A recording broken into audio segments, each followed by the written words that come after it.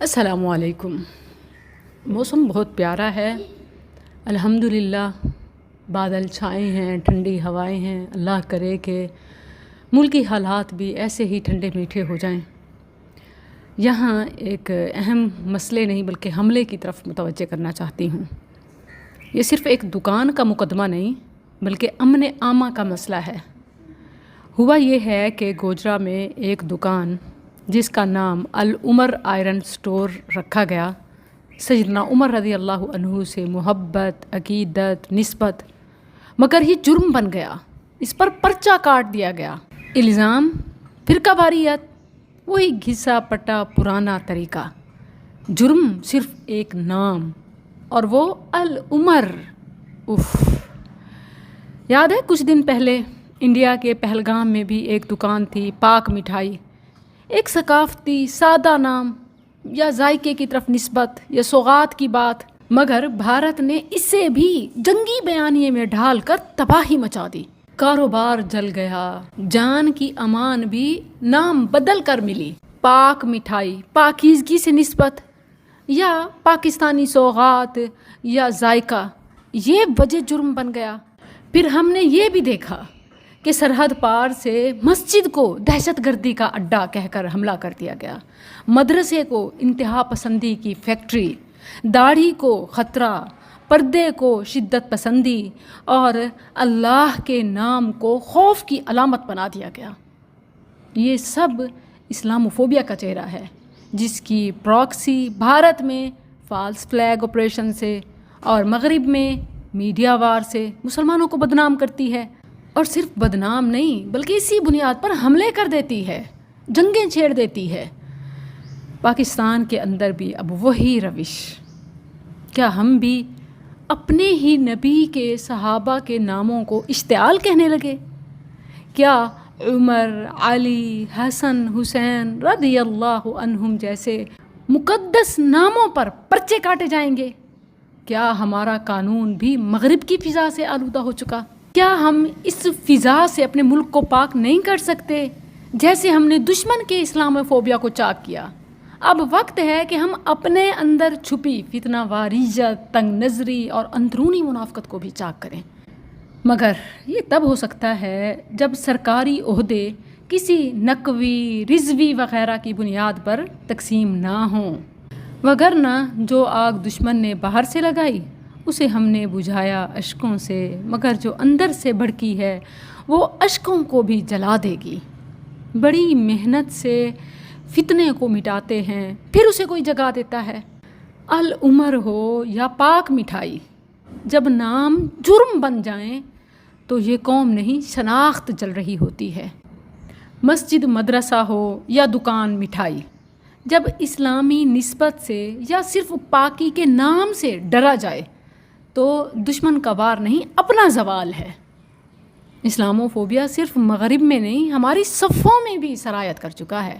ہر آگ دشمن نہیں لگاتا، کبھی کبھار وہ چنگاریاں وردی کی جیب سے بھی نکلتی ہیں، کبھی کسی قلم کی سیاہی سے بھی نکلتی ہیں، اور بارود سے زیادہ زہریلی بن جاتی ہیں۔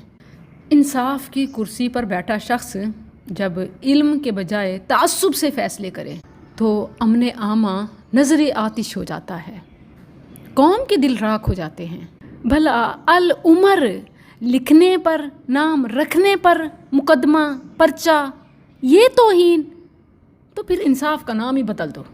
پھر پاکستان میں ہر دیوار، ہر مسجد، ہر سطر مشکوک ہے، کیونکہ ہمارے ہاں تو کوئی حال، کوئی روڈ، کوئی چوک، کوئی علی کے نام کا ہے تو کوئی حسین کے نام کا، کوئی شہید کے نام کا تو کوئی غازی کے نام کا، پھر تو ساری عوام اور پورا ملک پاکستان ہی مجرم ٹھہرا۔ مجھے یہ بتائیں کہ حکومت کا، سرکاری افیسرز کا کام نفرت پھیلانے والوں کو لگام دینا ہے یا انہیں امان دینا ہے، اور ان شہریوں پر مقدمے کاٹنا، پرچے کرنا جو صحابہ سے نسبت یا عقیدت رکھیں؟ کیا سیدنا عمر فاروق رضی اللہ عنہ جیسے صحابی کا نام نفرت کی علامت بنایا جا سکتا ہے، جن کا نام خود عدل، امن اور تقوی کی علامت ہے؟ پھر اس نام پر الزام در الزام، توہین کا پرچہ۔ توہین، اور توہین کس کی ہوئی؟ نام رکھنے والے کی یا جن کے نام پر مقدمہ درج ہوا؟ کیا ریاست کا فرض پرامن شہریوں کو ہی خاموش کروانا ہے یا فتنے والوں کو قانون کا پابند بنانا بھی؟ جب وردی میں ملبوس شخص جس کے ہاتھ میں انصاف کی ترازو ہونی چاہیے وہ خود فرقے کی تلوار تھام لے تو بتاؤ عدل کہاں جائے؟ قوم کس در پر جا کر روئے؟ کیا یہ ملک صرف طاقتوروں کا ہے، عہدے چھین کر پھر اپنی لاٹھی چارج کرنے کا ہے، یا ان نیک لوگوں کا بھی جنہوں نے کبھی کسی کا حق نہ مارا، کبھی کسی کا دل تک نہ دکھایا، آج ان پر محض ایک نام اور صحابی کا نام رکھنے کی وجہ سے مقدمہ توہین کا الزام؟ کیا نیک ہستیوں کے نام دکانوں پر آ کر جرم بن جاتے ہیں؟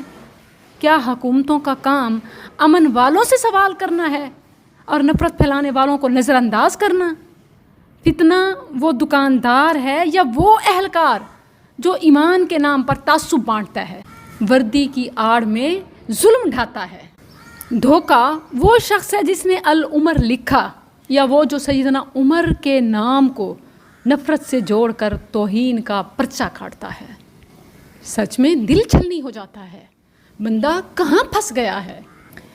یہ صرف ایک دکان کا مقدمہ یا دکاندار کا مقدمہ نہیں ہے، یہ امن عامہ کا مسئلہ ہے، یہ قوم کے ضمیر، ریاست کے قانون اور اسلامی شناخت پر سوالیہ نشان ہے۔ ہم برسوں سے چیخ رہے ہیں کہ ادھر مغرب نے مسجد کو دہشت گردی کا اڈہ کہا، مدرسے کو انتہا پسندی کی فیکٹری کا الزام لگایا، داڑھی کو شدت، پردے کو پسماندگی اور اللہ اسلام کے نام کو خوف کی علامت اور مذاق کا نشانہ۔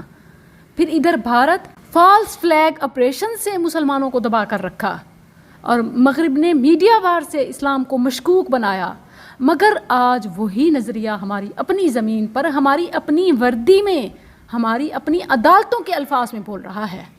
یہ سب کیوں ہوتا ہے؟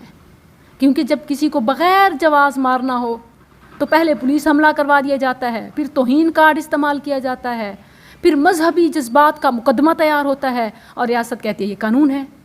مگر جب یہ سب کھیل خود کرسی پر بیٹھنے والے کھیلیں تو اسے کیا کہیں گے؟ انصاف؟ عدل؟ قانون؟ نہیں، یہ تعصب کا لباس پہنی ہوئی آمریت ہے۔ وقت آ گیا ہے کہ ہم سوال اٹھائیں، کیا نبی صلی اللہ علیہ وسلم کے صحابہ کے نام بھی پرچے کے قابل ہوں گے؟ کیا ابو بکر، عمر، علی، عثمان، حسن، حسین یہ نام جرم بن جائیں گے؟ آہ کہ فتنے والے معزز، امن والے مشکوک، نفرت بانٹنے والے با اختیار، محبت سے جینے والے بے زبان ہو گئے۔ بڑی محنت سے فتنے کو مٹاتے ہیں، پھر کوئی متعصب اسے جگا دیتا ہے۔ ہم چاہتے ہیں کہ العمر کو عزت ملے، الزام نہیں، پاک کو شناخت ملے، دہشت نہیں، مسجد، مدرسہ، مٹھائی کی دکان، سب کو امن کی چھتری میسر ہو، ریاست کا قانون فرقے کا خادم نہ بنے۔ اگر آپ واقعی یہی چاہتے ہیں تو اس پیغام کو عام کریں کہ اول تو عہدے کسی رضوی نقوی کی بنیاد پر تقسیم نہ ہوں، اور نہ ہی کوئی ایرا غیرہ یا چھوٹا موٹا آفیسر ایسے ہی ذاتی تعصب کی بنیاد پر کسی پر توہین کا الزام لگا دے، بلکہ اس کے لیے سخت سے سخت معیار ہونا چاہیے اور انصاف اصول کی بنیاد پر ہو، تب ہی جا کر ہم باہر کی طرح اندر کی اس خانہ جنگی پر جیت حاصل کر سکتے ہیں۔